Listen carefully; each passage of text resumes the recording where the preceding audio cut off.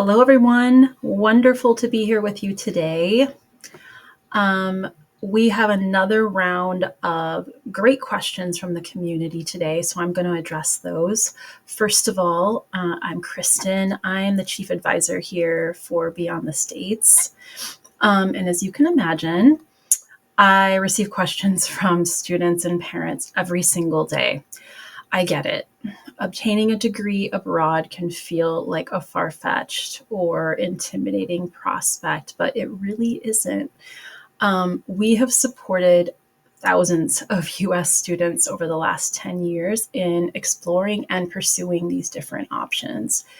If you or your child are considering this pathway, you're absolutely not alone. I work directly with students each week, each day who are exploring these options. And they're applying as we speak. I have dozens of students right now who are applying for even this fall. But I know that you have questions, and I've chosen a few from our community here. So let's go. We've been through the US admissions process, and honestly, it's exhausting. Is applying to universities abroad actually more predictable, or is it just a different kind of stress? Okay. Yes, the process in the US is overwhelming and certainly a rat race. Great question. I would say that the admissions process overall, especially when compared to the US, is simpler and more straightforward in the EU. But there are some exceptions to this, of course, like for degrees that are considered selective and maybe more competitive, and for those that take a more holistic approach at admissions. Obviously, we are talking about 24 different countries and application systems and different types of universities, including public versus private, applied science versus research university versus technological university versus American schools. These all have English top programming. And so there's still some variation in how simple or complex the process. In general, what universities expect of ideal candidates is simple, however. Maybe a GPA minimum and AP courses with certain scores, and or an SAT or ACT score, maybe a motivation letter or recommendation letter. Usually, if you have more than what they're asking for, they don't care and they don't want to see it. They're only looking to see that you meet their basic and specific requirements. In some cases, especially for programs that take a more holistic view of applications and or for more selective programs, there may be chances to bulk up your application with additional coursework, etc. Okay, the new kind of stress that you refer to may actually show up more in just understanding how and where to apply and interpreting foreign documents and requests. But this is why we're here, to help guide you as an international student through all of these aspects. We've been doing this a long time. Okay, let's get to the next question. My child has ADHD and some anxiety. How do European universities handle academic support, and how do we know that they won't fall through the cracks? Okay, this is highly relevant. As an advisor, I have worked with many students over the years that are neurodivergent, including those with ADHD. Some, but not all, need accommodations. And this is usually discussed during the early stages of the advising process. European universities that have English top programming for international students often have services and resources for those with learning differences and require accommodations, even for their international students. Okay. You should be able to find this information readily available on the university's website. I have found that, especially at universities that are larger and more resourced, and also are more internationalized, have robust resources available, and clarify what these are on their websites. Okay. My advice is to identify schools that clearly offer the support your student needs. Call or email them to discuss this aspect ahead of applying, just to ensure. Usually, you'll be establishing any accommodations or support during the enrollment process. Okay.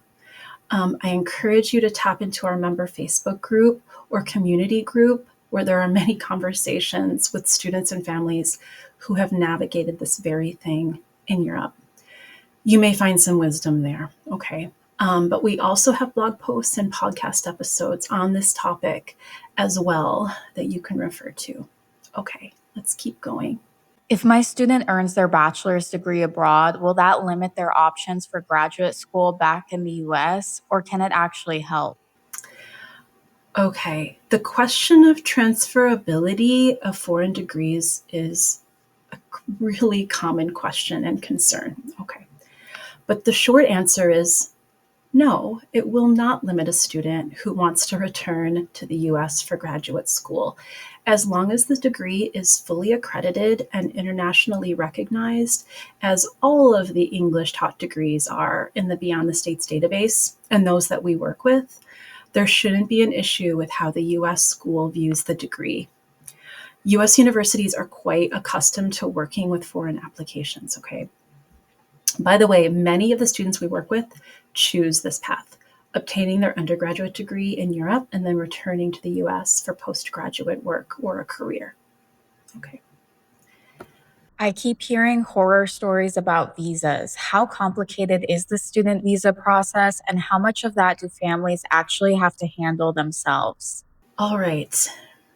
Right. Okay. For those who are non EU students or those who don't have dual citizenship with the EU, obtaining a student visa is a significant part of the process of attending university abroad. The student visa process gets set in motion after a student has received an acceptance letter from their chosen program at a university in Europe. Okay. Schools in Europe usually have an international office, and this is a resource for their foreign students who will be studying there. Okay, these offices typically offer light support or guidance on the visa process for that country. And I always advise my students to work closely with these offices and rely on them for support. Of course, a student and family will be doing much of the work on their own and following closely the guidelines of that country's consulate in their region of the US. There are paid services too that one can use to handle much of the visa process for you, if you like. Depending on the country, the visa process can be a bit more straightforward or layered and bureaucratic. And so this is where the challenges may lie.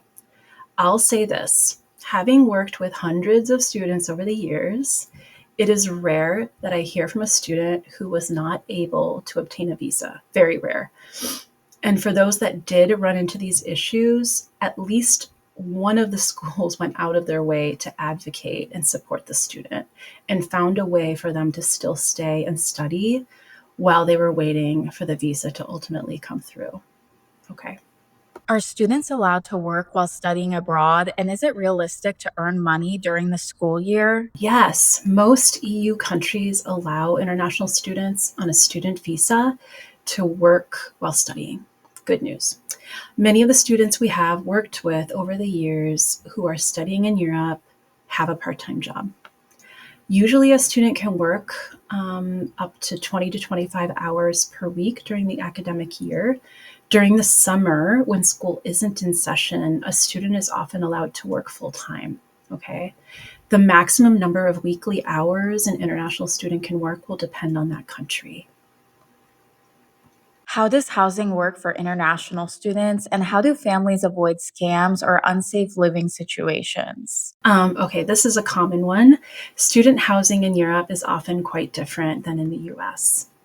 The options for international students range depending on the country and the school. First, there are sometimes university residence halls that a student can apply for. They're similar to dorms and tied to the university itself. Depending, spaces for students in these settings can be limited and are often allocated by lottery.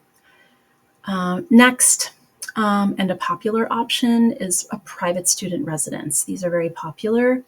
Often universities have contracts with these and will hold blocks of rooms for their students. The university that you'll be attending should have a list of these resources to offer you, but you will have to set up residency yourself, okay? Other options are shared or private apartments or homestays. A student may end up staying in a variety of places during the duration of their degree. Keep that in mind. My advice is to use the housing resources of the university itself, their recommended partners, to guide your search.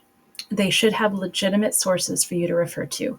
And this is a way to avoid potential scams or unsafe or uncomfortable situations, okay? As well, you should know that there is a housing crisis and shortage in many cities in Europe. And so starting your search early is best. There are legitimate online platform websites like Housing Anywhere, Uniplaces, Erasmus U, for example, to find rooms or flats or flat shares in Europe. We even have one of these on our website, I think, at Beyond the States, under our resources tab. So take a look there. Okay.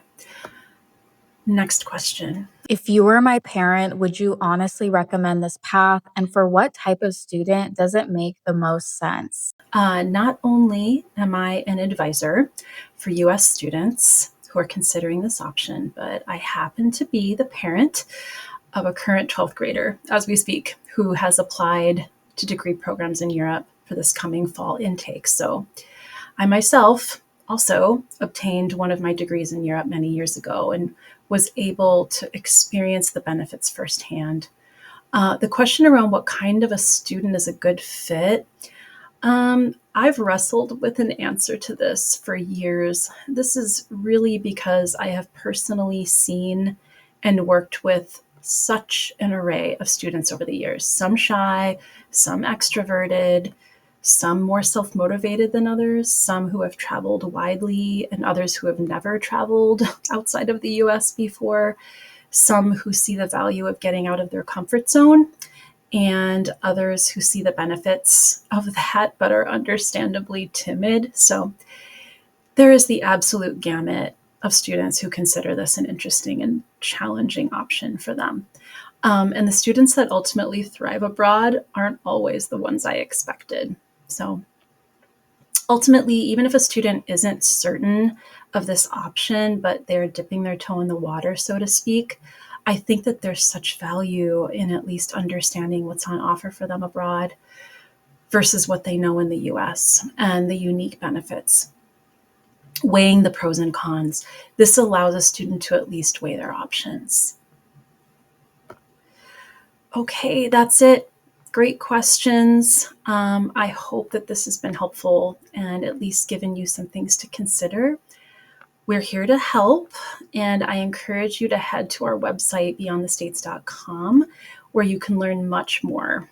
Beyond our comprehensive advising packages and database access, we have many free resources, including a free 15-minute strategy call with an advisor like me. So maybe I'll see you there. Okay, cheers.